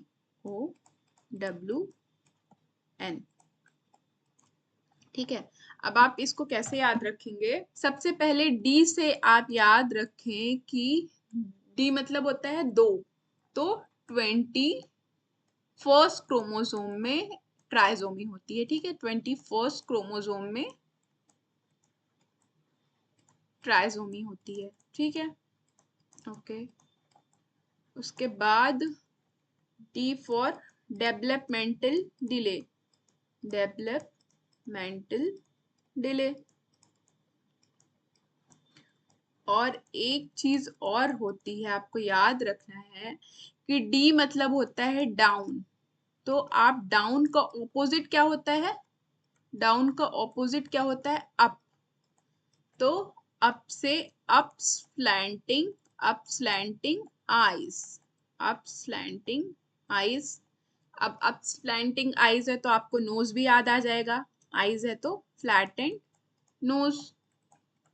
अब फ्लैटेंड नोज है तो आपको एपिकैंथिक फोल्ड तो याद ही आ जाएगा, एपिकैंथिक फोल्ड, ठीक है, ये हो गई फोल्ड। अब स्लैंटिंग आई से एस से आप सिमियन क्रीज भी याद कर लीजिए, सिमियन क्रीज, ठीक है। तो जो मेन कैरेक्टरिस्टिक फीचर्स है डाउन सिंड्रोम के वो तो हमको याद ही हो गए। O for one extra chromosome, जो कि आपको ट्राइसोमी से याद ही है, वन एक्स्ट्रा क्रोमोसोम, ठीक है। W is for weak muscles and N for narrow और शॉर्ट बॉडी, ठीक है। Clear all of you? So down syndrome का भी निमोनिक्स आपको पता चल गया and it's very easy to remember, right. चलिए, तो ये डाउन सिंड्रोम भी आपका हो गया। चलिए अब हम मूव करते हैं हमारे ऑटोजोम के सारे डिसऑर्डर्स जो हमारे सिलेबस में वो कंप्लीट हो गए। हमने ऑटोजोम में कौन कौन से डिसऑर्डर्स पढ़े? Cri du chat syndrome, Patau syndrome, Edward syndrome, Down syndrome. Clear, ठीक है, हमने 4 डिसऑर्डर्स पढ़ लिए। ओके, अब हम मूव करते हैं सेक्स क्रोमोसोमल एबनॉर्मलिटी में। तो हमने बताया कि क्रोमोसोमल एबनॉर्मलिटीज कितने तरह की होती हैं? 2 तरह की, स्ट्रक्चरल एंड न्यूमेरिकल। तो स्ट्रक्चरल तो आपका इस पार्ट में, इस टॉपिक में नहीं आएगा। जो क्रोमोसोम, सेक्स क्रोमोसोम के स्ट्रक्चरल एबनॉर्मलिटीज होती हैं वो हम जेनेटिक्स में पढ़ेंगे। अभी हमको न्यूमेरिकल एबनॉर्मलिटीज पढ़नी है, ठीक है। तो न्यूमेरिकल एबनॉर्मलिटीज 2 तरह की होती है, यूप्लॉइडी एंड एन्यूप्लॉइडी। यूप्लॉइडी नहीं प्रेजेंट होगी सेक्स क्रोमोसोम के केस में, क्योंकि यूप्लॉइडी के केस में क्या होता है, पूरा सेट चेंज होता है, पूरा सेट चेंज होता है, ठीक है। तो सेट मतलब क्या होता है? पूरा 23 पेयर ही चेंज होता है, एन का चेंज होता है, 2n होता है, 3n होता है या 4n होता है, ठीक है। तो हमारे पास तो सेक्स क्रोमोसोम में सिर्फ एक ही क्रोमोसोम है। सेक्स क्रोमोसोम क्या होता है? सिर्फ एक ही क्रोमोसोम होता है, one pair of chromosome, one pair chromosome होता है, ठीक है, वन पेयर क्रोमोसोम होता है। तो अब इसमें सेट चेंज होने का तो कोई चांस ही नहीं है। So euploidy does not exist in case of sex chromosomal abnormality, ठीक है। अब बस बची एन्यूप्लॉइडी। तो हम एन्यूप्लॉइडी समझेंगे। एन्यूप्लॉइडी 2 तरह की होती है, गेन और लॉस, ठीक है। तो गेन और लॉस में आपको पता ही है, याद ही हो गया होगा अब तक कि गेन में क्या क्या होता है, ट्राइजोमी और टेट्राजोमी। लॉस में क्या होता है, मोनोजोमी और नलीजोमी। तो जो हमारे सिलेबस में डिसऑर्डर्स हैं वो मोनोजोमी के केस में है एक टर्नर सिंड्रोम और ट्राइजोमी के केस में है क्लेनफिल्टर सिंड्रोम, ठीक है। हमें 2 ही डिसऑर्डर पढ़ने हैं और इन्हीं के बारे में ही समझना है। तो चलिए हम समझते हैं। ये सब आप नाम याद रख सकते हैं, बाकी आपके काम का नहीं है। Jacob syndrome, triple x syndrome, ठीक है, तो बस नाम याद रखिए, दैट्स इट। तो अब हम 2 और डिसऑर्डर पढ़ने वाले हैं, that is Turner syndrome and Klinefelter syndrome, और आपको ये भी यूं चुटकी में याद हो जाएगा। तो चलिए हम समझते हैं। अब टर्नर सिंड्रोम से आप याद रखिए, टर्नर सिंड्रोम क्या होता है। टर्नर सिंड्रोम के केस में क्या होता है, टर्नर किसका एग्जाम्पल है, मोनोजोमी का एग्जाम्पल है, ठीक है, मोनोजोमी है, ठीक है। क्या है, मोनोजोमी किस में होती है, न्यूमेरिकल एबनॉर्मलिटी होती है, दैट मीन्स न्यूमेरिकल एबनॉर्मलिटी है। न्यूमेरिकल है तो डेफिनेटली क्या होगा, क्रोमोसोम नंबर ही चेंज होगा, एन्यूप्लॉइडी का एग्जाम्पल है, ठीक है। तो आप ये 3 चीज याद रखें तो आपको आधी चीजें तो ऐसी ही समझ में आएगी। मोनोजोमी हुई मतलब कुछ तो गायब हुआ। अब न्यूमेरिकल एबनॉर्मलिटी है, दैट मीन्स कि क्रोमोसोम गायब हुए। एन्यूप्लॉइडी है मतलब सेट नहीं, एक क्रोमोसोम गायब हुआ है, ठीक है। तो मोनोजोमी, न्यूमेरिकल एबनॉर्मलिटी और एन्यूप्लॉइडी से आपको समझ में आ गया कि यहाँ पे कुछ तो गायब हुआ है, एक क्रोमोसोम गायब हुआ है, ठीक है। मोनोजोमी है दैट मीन्स लॉस, एन्यूप्लॉइडी है मतलब सिंगल क्रोमोसोम, ठीक है। सिंगल क्रोमोसोम का लॉस हुआ है। तो अब होता क्या है, और ये क्या है, ऑटोजोमल है, आपको ये भी सॉरी एलोजोमल है, that is sex chromosome involve है। तो क्या होगा, सेक्स क्रोमोसोम। तो चलिए अब हम इस इन टर्म्स को डिकोड करते हैं। सेक्स क्रोमोसोम है, दैट मीन्स एक्स और वाई इन्वॉल्व है, ठीक है। मोनोजोमी है, मतलब या तो एक्स गायब हुआ होगा या तो वाई गायब हुआ होगा, ठीक है। न्यूमेरिकल एबनॉर्मलिटी है। तो इस केस में क्या होता है कि मोनोजोमी एक एक्स जो है फीमेल्स के केस में, फीमेल के केस में क्या होता है, एक्स एक्स होता है फीमेल्स के केस में, सेक्स क्रोमोसोम, और मेल्स के केस में क्या होता है, एक्स वाई होता है। तो टर्नर सिंड्रोम किसको होता है, फीमेल्स को होता है। तो फीमेल्स के केस में मोनोजोमी होगी, एक्स एक्स होगा, दैट मीन्स कि एक्स एक गायब हो जाएगा, ठीक है। तो क्या हो गया, ये हो गई मोनोजोमी, मोनोजोमी हो गई, ठीक है। ये नॉर्मल था और ये मोनोजोमी हो गई। तो क्या हो गया, मोनोजोमी हुई। तो अब आएगी एबनॉर्मेलिटीज। तो एबनॉर्मेलिटी में क्या क्या फीचर्स होते हैं, फीमेल्स के केस में हो रही, फीमेल में एबनॉर्मेलिटी आएगी, तो फीमेल के कैरेक्टरिस्टिक फीचर्स में एबनॉर्मेलिटी आएगी, ठीक है। ये समझने के लिए हम ऐसे सोच रहे हैं। तो फीमेल में एबनॉर्मेलिटी है, दैट मीन्स कि जो फीमेल्स की कैरेक्टरिस्टिक फीचर है उसमें एबनॉर्मेलिटी आएगी। तो सबसे पहला कैरेक्टरिस्टिक फीचर आप समझिए कि जो फीमेल्स की ओवरी होती हैं वो अंडर डेवलप्ड होती हैं, वो डेवलप ही नहीं होती हैं अच्छे से। तो जिसकी वजह से इनमें क्या हो जाती है, इनफर्टाइल हो जाती हैं या फिर स्टेराइल हो जाती हैं, ठीक है। स्टेराइल और इनफर्टाइल हो जाती हैं ये, ठीक है, इनफर्टाइल हो जाती है, ठीक है। फिर उसके बाद फीमेल्स का जो कैरेक्टरिस्टिक फीचर है वो एक ये भी है कि मेंस्ट्रुअल साइकिल होता है उनको। तो इनमें क्या होता है, primary amenorrhoea, primary amenorrhoea, primary amenorrhoea मतलब होता है कि एक पर्टिकुलर एज में जैसे ही प्यूबर्टी टच करती हैं फीमेल्स तो उनको मेंस्ट्रुएशन साइकिल स्टार्ट हो जाते हैं। But in case of Turner syndrome, females having Turner syndrome, उनको जो है प्यूबर्टी टच करने के बाद भी उनका मेंस्ट्रुअल साइकिल स्टार्ट नहीं होता है, और इस कंडीशन को हम कहते हैं प्राइमरी एमेनोरिया, ठीक है। बाकी इनका जो बॉडी पोस्चर है वो शॉर्ट हो जाता है, काफी शॉर्ट रहता है। इनका जो नेक रहता है वो वेब्ड नेक रहता है, ये आप देख रहे हैं वेब्ड नेक स्ट्रक्चर है, ठीक है।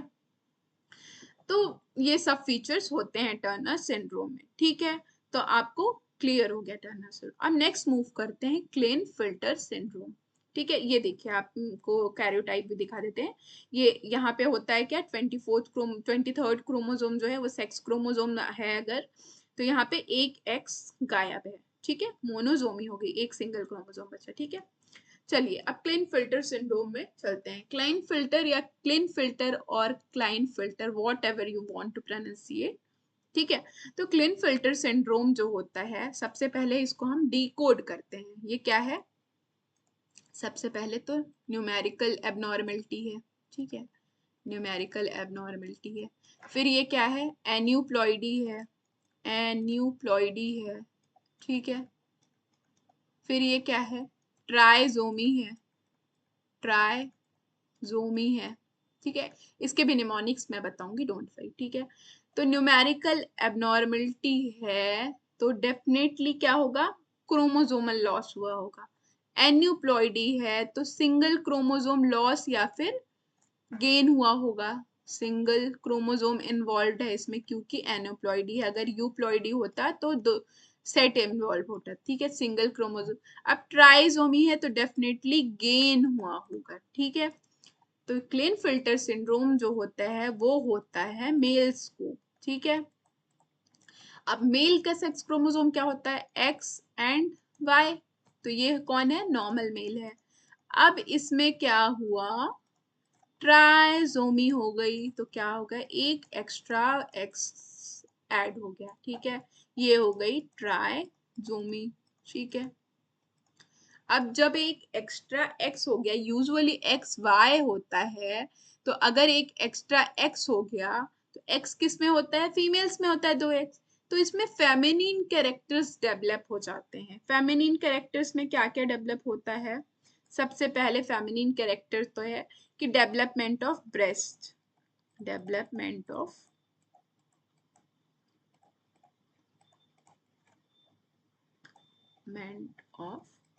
ब्रेस्ट, ठीक है। फिर उसके बाद क्या होगा? चेस्ट हेयर्स जो है वो फ्यू हो जाएंगे, जो कि मैस्कुलिन कैरेक्टर्स होते हैं। चेस्ट हेयर्स फ्यू, ठीक है। बियर्ड ग्रोथ पुअर हो जाएगी, पुअर। जो जो फेमिनिन कैरेक्टर्स हैं वो थोड़े थोड़े इनमें आने लगते हैं, ठीक है। पुअर, बियर्ड ग्रोथ, ठीक है, ओके। तो ये सारे फीचर्स इनमें अपीयर होना शुरू हो जाते हैं। उसके बाद और क्या? स्मॉल टेस्टिस, ठीक है। Then low testosterone, estrone. अब इसकी वजह से क्या होता है कि स्टेराइल हो जाता है मेल। तो इनमें भी जो क्लेनफिल्टर सिंड्रोम वाले मेल्स होते हैं उनमें भी स्टेरिलिटी होती है, दैट मीन्स इनफर्टिलिटी होती है, ठीक है। तो क्लियर है आप सब लोगों को? क्लियर।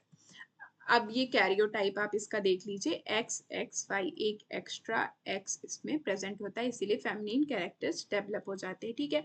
अब आपको मैं निमोनिक बताती हूँ, निमोनिक में शॉर्टकट बताती हूँ कि टर्नर सिंड्रोम और क्लिनफिल्टर सिंड्रोम याद आप कैसे रखेंगे।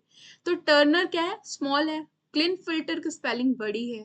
तो टर्नर में क्या होगा? स्मॉल है तो कमी हो जाएगी, मोनोसोमी हो जाएगी। क्लिनफिल्टर क्या है? बड़ा है तो एडिशन हो जाएगा, दैट इज ट्राइजोमी हो जाएगी, ठीक है। तो ये मोनोसोमी और ट्राइजोमी, क्लियर? ओके। फिर टर्नर छोटा है तो फीमेल्स में, फीमेल छोटी सी क्यूट सी होती हैं तो फीमेल्स में होता है। क्लिनफिल्टर बड़ा है तो ये मेल्स के केस में होता है। तो दो चीजें तो ऑलरेडी आपको समझ में आ गई। अब फीमेल के केस में मैस्कुलिन कैरेक्टर्स डेवलप हो रहे हैं और मेल के केस में फेमिनिन कैरेक्टर्स डेवलप हो गए हैं। तो आपको ये भी याद हो गया, ठीक है। अब ये कुछ आपको रिवाइज करने के लिए मैंने समरी लिखी हुई है, ये आपको खुद पढ़ना है, ठीक है। आप खुद पढ़ेंगे और रिकॉल करेंगे, समझेंगे कि आप चीजें रिकॉल कर पा रहे हैं या नहीं, ठीक है। ओके, ये सब समरी है आपकी, आप पढ़ लेंगे, ठीक है। So clear all of you? I hope कि आपको टॉपिक बहुत अच्छे से समझ आया होगा, क्योंकि मैंने बहुत क्लियरली शॉर्टकट में आपको निमोनिक्स बताते हुए चीजें समझाई होंगी। So that's all for today. I hope कि सब कुछ क्लियर हो गया होगा और आप क्वेश्चन सॉल्व कर पाएंगे। और कमेंट सेक्शन में जरूर बताएं कि आज का सेशन आपको कैसा लगा, और please like and subscribe the session. So thanks for watching. मिलते हैं नेक्स्ट लेक्चर में, तब तक happy learning, keep growing and बहुत मेहनत करिए अपने गोल को अचीव करने के लिए। सो चलिए मिलते हैं नेक्स्ट लेक्चर में। Thank you so much, bye bye.